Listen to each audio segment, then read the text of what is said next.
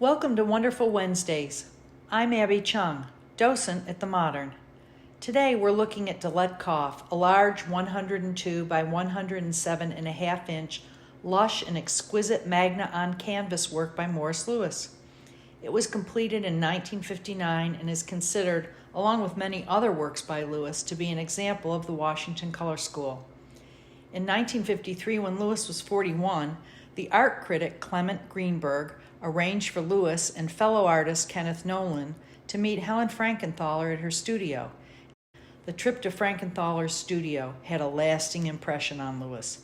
In fact, Louis, who's considered a second-generation color field painter, began experimenting with the pour method in 1954, creating the first works in his Veil series.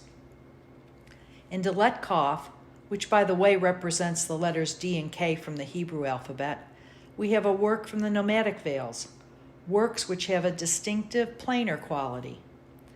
From a distance, you notice the large and somewhat distinct plumes of color, but upon closer examination, you see bronze edges created by the paint layers, where the paint appears to flow vertically from top to bottom.